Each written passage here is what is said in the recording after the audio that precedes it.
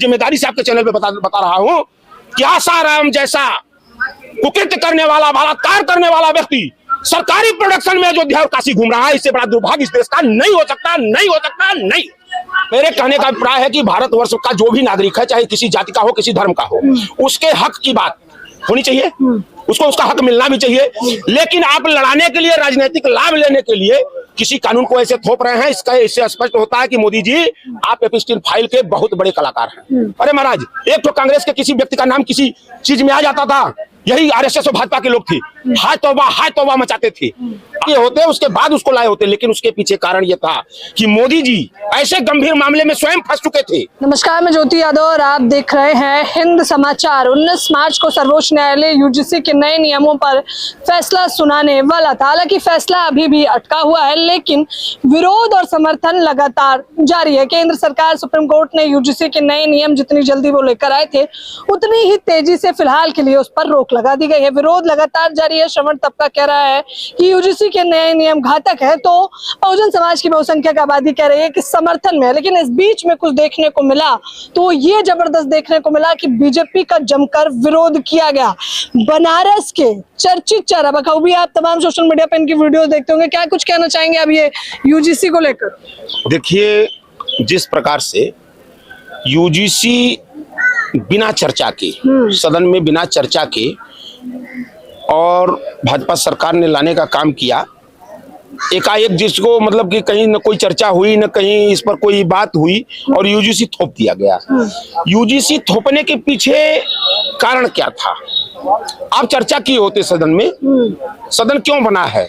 सदन में जनता के टैक्सों का लाखों रुपए खर्च होता है चाय पानी के लिए, उस पर चर्चा किए होते, उसके बाद उसको लाए होते। लेकिन उसके पीछे कारण यह था कि मोदी जी ऐसे गंभीर मामले में स्वयं फंस चुके थे, जिसका नाम एपिस्टीन फाइल के माध्यम से हम लोग सुन रहे हैं कि एपिस्टीन फाइल में इनका नाम जो आया, जो ट्रंप ने बयान दिया कि अगर मैं चाहूं तो मोदी का राजनीतिक करियर खत्म कर दूंगा, ये ट्रंप का बयान था, इन्हीं के मित्र का बयान था कि मैं चाहूं तो राजनीतिक करियर खत्म कर दूंगा। मोदी जी आनन फानन में परेशान हो गए कि अरे बाप रे बाप, हमारा नाम तो वहां आ गया। तो उन्होंने भारतवर्ष की जनता का ध्यान भटकाने के लिए बिना चर्चा के उन्होंने यूजीसी को ला दिया।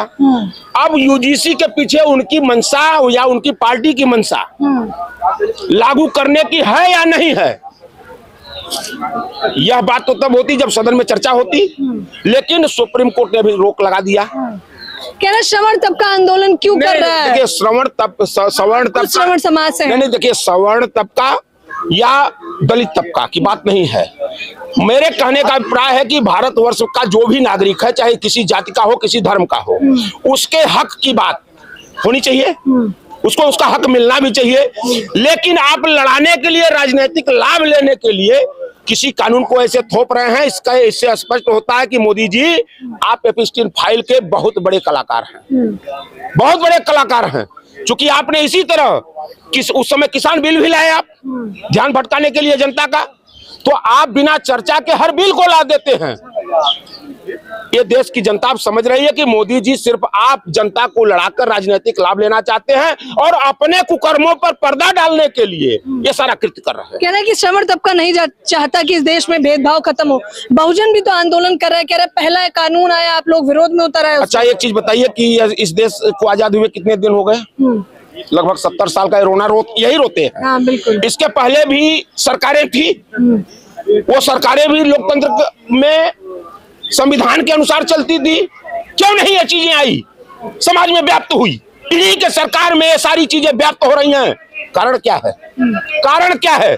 इसके पहले भी कई सालों तक कांग्रेस ने शासन किया, उसके बाद इन्हीं के पार्टी का शासन हुआ। अटल बिहारी वाजपेयी 3 बार प्रधानमंत्री रहे, चंद्रशेखर सिंह रहे, देवेगौड़ा रहे, बीपी सिंह रहे, तमाम प्रधानमंत्री इस देश में हुए। लेकिन यह सामाजिक ताना बाना तोड़ने की राजनीति किसी ने नहीं किया।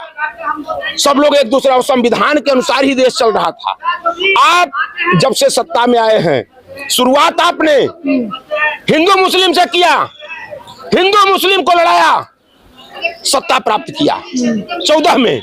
उसके बाद जब आपको लगा है कि अब हमारी चाल यह भारत की जनता समझ रही है, यहाँ का नौजवान समझ लिया, यहाँ का किसान समझ लिया, यहाँ का मजदूर समझ लिया, तो अब आप आए हैं बैकवर्ड सवर्ण दलितों में लड़ाने। ये लड़ाकर राजनीति आप जो करना चाह रहे हैं मोदी जी, ये भारतवर्ष की जनता बाखूबा है, आपको समझ चुकी है कि आप इतना कुकर्म, आपकी पार्टी के लोग इतना कुकर्म कर रहे हैं अब कि उन कुकर्मों पर पर्दा डालने के लिए जनता को जो लड़ाने का आप काम कर रहे हैं, अब भारत की जनता इसको स्वीकार करने की स्थिति में। लेकिन कल तक तो श्रवण तबका ही सिंहासन पे बिठाता था भाजपा को, आज आप लोग कह रहे हैं गद्दी से उतार फेंकेंगे। बता दें कि श्रवण तबका अगर भाजपा को आप कह रही हैं, आप विद्वान पत्रकार हैं, मैं खुद नहीं कह रही हूँ, मैंने आप लोगों के आंदोलन भी कवर किया। विद्वान पत्रकार है, मैं यही कह रहा हूँ कि इसी आरएसएस और भाजपा को 50 वर्षों तक इस देश ने नकार दिया, कैसे तक बैठाया इनको शासन पर? कहाँ आप कह रही हैं कि बैठाया?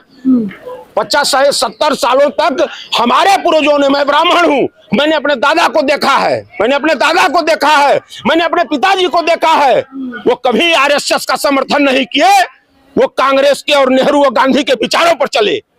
कैसे आप कर रही हैं कि सत्ता में कैसे काबिज हो गए? सत्ता तो मैंने देखा कि सत्ता में कैसे काबिज हुए, प्रश्न बड़ा उचित है आपका। यह देश की जनता को समझना होगा कि जिन लोगों को हमारे पुरखों ने, हमारे बुजुर्गों ने सत्ता के लिए नकारा था, वो सत्ता में कैसे काबिज हो गए। आपसे मैं बता देना चाहता हूं कि सत्ता में सिर्फ फूट डालो राज, चुकी अंग्रेजों के हिसाब से राजनीति करते हैं। जब देश आजादी की लड़ाई लड़ रहा था तो ये अंग्रेजों की दलाली करने वाले लोग थे, और सत्ता में काबिज हुए तब हुए हैं जब देश में पूंजीपतियों को इन्होंने अपने गिरफ्त में लिया, और पूंजीपतियों को गिरफ्त में लेने के बाद सरकारी संस्थानों पर कब्जा किया। आज वो सरकारी संस्थानों पर कब्जा हुए आरएसएस के जो लोग बैठे आज सत्ता में, तब ये इतने मजबूती से काबिज हुए। मोहन भागवत तो खुद कह रहे हैं कि जाति जो है ब्राह्मण ने बनाई है, तो स्वीकार तो करिए कि जाति भी बनाई है और जाति भेदभाव। मोहन भागवत कौन है? मोहन भागवत कौन है? कौन है? मैं आपसे आरएसएस के मुखिया ने, वो भी तो कहता है कि ब्राह्मण है ना, कहता है वो है, वो कहता है कि नहीं, जबकि है ब्राह्मण नहीं वो। मैं आपसे बता दूं कि मोहन भागवत ब्राह्मण नहीं है। मोहन भागवत ब्राह्मण ही नहीं है। मैं जिम्मेदारी से इस बात को कह रहा हूँ, बहुत बड़ी बात कह रहे हैं। जिम्मेदारी से इस बात को कह रहा हूँ कि मोहन भागवत ब्राह्मण नहीं है। और रह गई ब्राह्मणों की बात, जहां तक ब्राह्मण कभी भी आरएसएस का समर्थक नहीं रहा। यह चितपावन लिखते हैं, ये चितपावन कहते हैं कि चितपावन ब्राह्मण आपने सुना है कहीं? सिर्फ वही 4 गांव में पाए जाते हैं, वही महाराष्ट्र के 4 गांवों में कहते हैं कि 4 गांवों में चितपावन ब्राह्मण पाए जाते हैं। इसका मतलब कि तुम ब्राह्मण हो ही नहीं तो ब्राह्मण अगर होते तो भारत के हर कोर, ब्राह्मण दलित ये ऐसे समुदाय हैं कि भारत के हर राज्य में पाए जाते हैं। ये सिर्फ और सिर्फ अंग्रेजों के पिट्ठू रहे हैं, अंग्रेजों के दलाल रहे हैं, और देश की तोड़ने वाली ताकतों के साथ रहे। कौन? मोहन भागवत, आरएसएस या बीजेपी? आज अरे बीजेपी क्या है? बीजेपी क्या है? इसके पीछे आरएसएस जो संगठन है वही सब करता धरता है। और देश में जितना भी अराजकता आज हो रही है, जितना भी कुकर्म हो रहा है, वो आरएसएस के संरक्षण से हो रहा है। आरएसएस के संरक्षण से हो रहा है। मैं जिम्मेदारी से इस बात को आपके चैनल पे कह रहा हूँ, जिम्मेदारी से इस बात को कह रहा हूँ। अगर आरएसएस न चाहे तो इस पत्ता हिले। आज जितना भी जात से जात को लड़ाना, हिंदू से मुसलमान को लड़ाना, मतलब इतने नहीं, अब जातियों में भी कई जातियों को लड़ाना, ये जो काम कर रहे हैं ये आरएसएस सिर्फ सत्ता के लिए। और आज चाहे वो सरकारी किसी भी संस्थान पर देख लीजिए, चाहे यूनिवर्सिटी हो, चाहे कोई बड़ा संस्थान हो, यहाँ तक छोड़ दीजिए, हाफ चड्डीधारी तो मतलब उस निष्पक्ष कुर्सी पर भी बैठ गया जिसको हम लोग कहते थे चुनाव आयोग की कुर्सी। चुनाव आयोग ये बयान देता है कि मैं जैसे चाहूंगा, जहां चाहूंगा सरकार बनेगी। ज्ञानेश कुमार, इस देश को क्या समझ रहे हो आप? अंग्रेज नहीं रह पाए इस देश में, भागना पड़ा। ज्ञानेश कुमार कहाँ जाओगे पता नहीं चलेगा। लेकिन आपने कहा ब्राह्मण, आप खुद नहीं चाहते कि निजी सरकारी संस्थानों में यूजीसी के नए नियम आके जाति भेदभाव समाप्त हो जाए, ना प्रताड़ित किया जाए? अच्छा, एक चीज हमको बताइए, मैंने वही बात कहा है कि इस देश में पहले भी सरकारें थी, पहले भी तमाम चीजें चल रही थी। भेदभाव तो लेकिन अभी भी चरम पर है। आंकड़ों पे बात, ये भेदभाव कौन करा रहा है? कौन करा रहा है?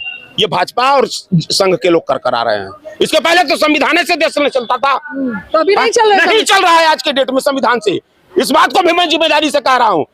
इस बात को मैं जिम्मेदारी से कर रहा हूं कि जिस संविधान को गांधी, नेहरू, तमाम महापुरुषों, डॉक्टर अंबेडकर ने इस देश को सुपुर्द किया और देश को का एक आचार संहिता बनाया कि इस नियमावली से देश चलेगा, आज उसका पालन नहीं हो रहा है।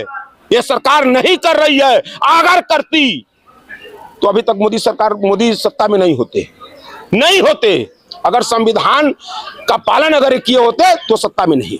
तो किस हिसाब से चल रहे हैं ये लोग फिर? मनुस्मृति के हिसाब से? ये मनुस्मृति नहीं, ये अंग्रेजों के हिसाब से चल रहे हैं, ट्रंप के हिसाब से चल रहे हैं। आप देख रही हैं ये ट्रंप के हिसाब से चल रहे हैं, क्योंकि बहुत जगहों पर ताताथैया ये लोग कर रहे हैं भाजपा के लोग। अब कितना गिनवाए हम।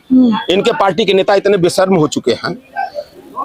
आरएसएस खुद एक बेशर्म संगठन है। 100 साल पूरे कर लिया, वर्षगांठ मना। 100 साल नहीं, 150 साल पूरे कर, 500 साल पूरे करे। वह तो मैं एक बात और कह दूं, वो तो मैं जिम्मेदारी से कह रहा हूं कि कितने बड़े दूरदर्शी नेता थे सरदार वल्लभ भाई पटेल, जिन्होंने इनको उस समय भांप लिया था कि यह देश के लिए घातक होंगे, और उन्होंने कहा था कि यह संगठन बैन होना चाहिए। लेकिन क्या बताएं हम पंडित नेहरू को, उन्होंने लोकतंत्र को जिंदा रखने के लिए, कि लोकतंत्र में हर व्यक्ति की अभिव्यक्ति होनी चाहिए, और जिंदा रखने के लिए जो इन सांपों को पाल दिया, आज वह काल बने हुए हैं। उसके बाद कांग्रेस लंबे समय तक रही, तब भी तो बैन कर सकती थी। देखिए कांग्रेस ने एक काम किया ना, वही ना कि लोकतंत्र इस देश को मिल चुका था, संविधान मिल चुका था, और संविधान में अधिकार दिया गया था कि हर व्यक्ति को अभिव्यक्ति की आजादी होगी। उसी आजादी के तहत आज ये, लेकिन उस आजादी का ये आज नाजायज फायदा उठा रहे हैं। नहीं तो कांग्रेस ने कभी इस स्तर पे, जिस स्तर पे आज इस देश को ये बर्बाद कर रहे हैं। अरे महाराज, एक तो कांग्रेस के किसी व्यक्ति का नाम किसी चीज में आ जाता था, यही आरएसएस और भाजपा के लोग थे, हाय तौबा मचाते थे। आज इनके पार्टी के बड़े बड़े नेताओं का किसका नाम लूं? हम उत्तर प्रदेश के रहने वाले हैं। सर्व समर्थन में कौन खड़ा होता है? बलात्कारियों के समर्थन में। ये सर सबसे बड़ा दुर्भाग्य मैं आपको बताऊं, जिम्मेदारी से आपके चैनल पे बता रहा हूं कि आसाराम जैसा कुकृत्य करने वाला, बलात्कार करने वाला व्यक्ति सरकारी प्रोडक्शन में अयोध्या और काशी घूम रहा है। इससे बड़ा दुर्भाग्य इस देश का नहीं हो सकता। जाहिर तौर पे एक सोच विचार का विषय। आप सोचिए जरा कि आसाराम को सिक्योरिटी मिल रही है और वो सिक्योरिटी के हिसाब से घूम रहे हैं। सीधे तौर पर बनारस के चर्चित चेहरा कह रहे हैं कि ये फूट डालो राज करो की नीति चल रही है, और सीधा हमला मोहन भागवत पे करते हुए कहा गया कि वो ब्राह्मण नहीं है। बिल्कुल ब्राह्मण नहीं है, क्योंकि अगर ब्राह्मण होते तो यूजीसी के लिए और ब्राह्मणों के लिए इतना खिलाफ ना बोलते। खैर, चर्चाएं लगातार जारी हैं। फिलहाल इस खबर के बारे में आप लोग भी मुझे अपनी राय जरूर दें। कैमरामैन नावेद के साथ ज्योति यादव, हिंद समाचार।